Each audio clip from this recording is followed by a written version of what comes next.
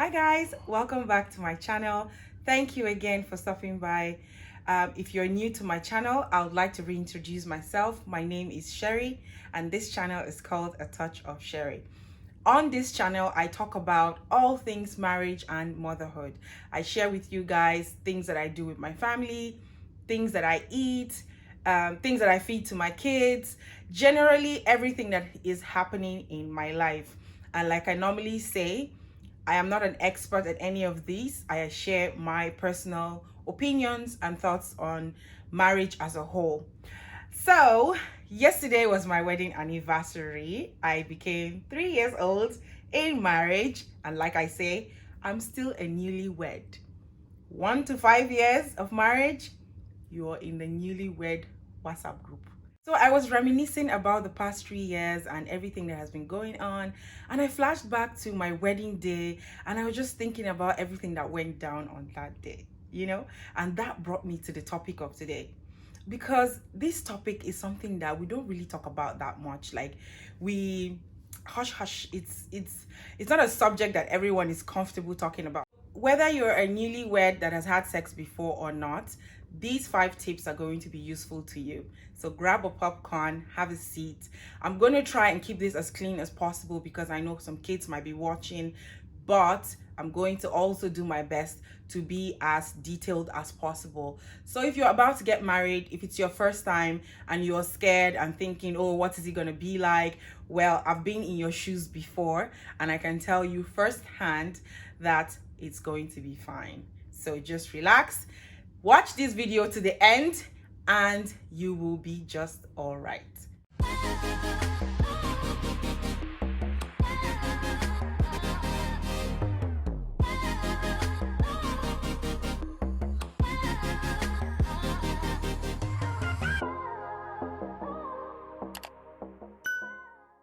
Tip number 1, make a decision. Yes, you heard me right. As important as saying yes to the proposal, planning the wedding, thinking of honeymoon spots, the wedding night is an important decision to make. You and your proposed spouse need to sit together and make a decision on where the wedding night will take place. So in some traditions, you have to spend the night in your in-laws house. You need to decide, is it going to be in the in-laws house? Are you going to be in a hotel? Are you going to have your first night in your matrimonial home?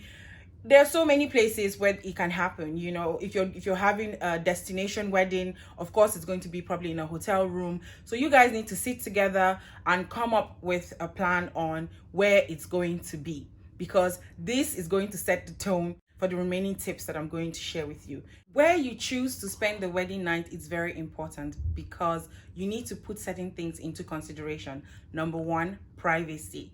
You need to make sure it's a comfortable, quiet, private environment. If it's going to be in your in-laws house, you have to ensure that it's a room that is soundproof if possible, because you don't want your in-laws hearing you guys do the business.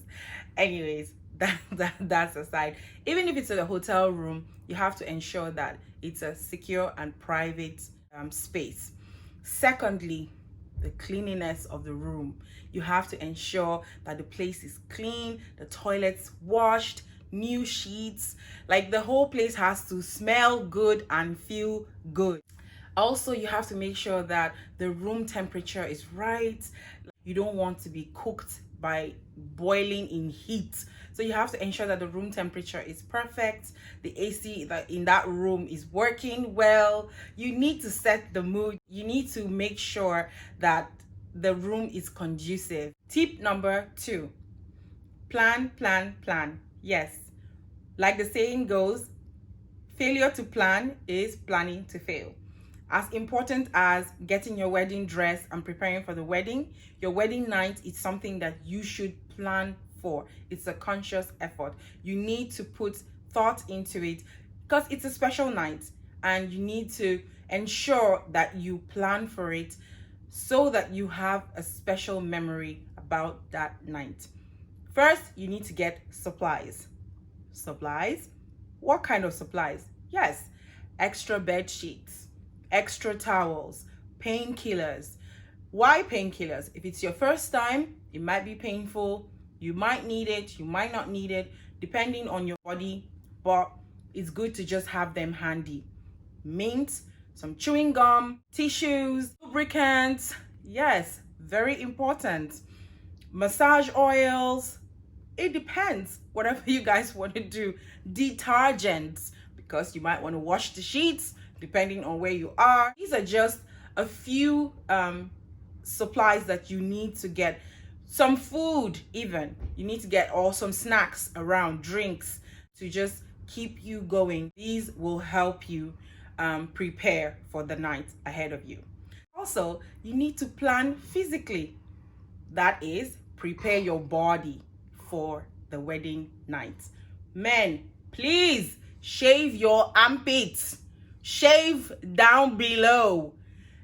You also need to look presentable. You also need to smell and look good on that day. You know, the pressure is usually on the women. Oh, you need to get a sexy lingerie. You need to do this and you need to do that. But people seem to forget that it's two people who are getting married, and the man also has a responsibility to smell and look good and also prepare for that night. So men, you also have a responsibility, not just shaving your hair to look good in your suit. You need to shave your armpit. You need to shave those parts that people will not see on the wedding day, but your wife is going to see. Ladies, you also need to get prepared for that wedding night. I know we all hear about getting your sexy lingerie and looking sexy, spraying, get your hair done. If you're going to wear a wig on that day, well, you guys are already married, but you know, it won't take anything out of you to just look extra special that night. I'm not saying be artificial, but at least if you have cornrows underneath your wig, something decent. Like, you don't want to go from looking like an angel on your wedding day to looking like something else. In addition to getting the lingeries, you can start preparing your body as well. There are fruits that are very good, that act as aphrodisiac, that can help you set the mood or prepare your body for the big day. Watermelon, pineapple, dates, tiger nuts, juice. There's so many things that you can use to just get your body ready for the big day. So, moving on. Tip number 3, pray together. I know this sounds very cheesy, yes, but on your wedding night, and you're like, pray? Yes, pray together. Congratulations, the wedding is over. Your marriage has been blessed and prayed for, but that extra step, prayer is never too much. When you guys get back to the room or wherever you're going to spend the wedding night, the first, to me, is the sexiest thing, is praying together. This is laying the foundation of your marriage, because the consummation of the marriage is going to take place and you want to start it right. And handing the relationship over to God is very important. So yes, pray together before you get into the business of the night. Be patient with each other, just get some foreplay going, try to relax, and just get yourselves into the mood, and then get into the business of it. Tip number 5, speak up. Communication is key. On your wedding night, you want it to be memorable. Please don't die in silence. If your partner is not doing something right, or is being too rough, or being too fast, or you feel something is not right, please speak up. Or you need to change the position that you're in, you're not comfortable in that position, please don't die in silence. Open your mouth and talk to the person. He's your husband already. You guys have the rest of your lives, but this particular night is very important, and so you want to have a nice memory of the night. So speak up. Tell him, oh, I'm not comfortable in this position, or I'm not comfortable like this, or I think the room is too cold, or it's too hot. Whatever the situation may be, just speak up and talk to each other. Communicate. am I doing this right? Do you like this? Because you're exploring, you're getting to know, you're exploring at that particular point in time. So do you like this? Should I do this more? Should I do this less? Just communicate. So these are my 5 tips, but in conclusion, I would like to also add keeping your expectations at the door.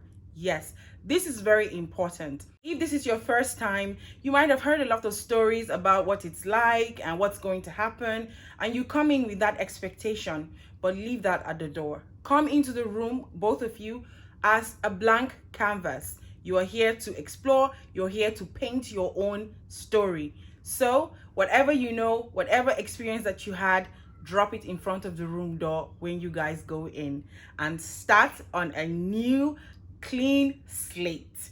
I hope these tips were helpful. These are some of the tips that I used on my wedding night. It was my first time, and I am so glad that I had some of this prior information before going into it, and so it made it a lot easier. If you have more tips to share with us, please leave that in the comments section. Let's have a discussion about this. What was your first time like? If you're married, what was your wedding night experience like? Share with us and let's talk about this. Until I come again with another 5 series, remember to live life golden. Bye.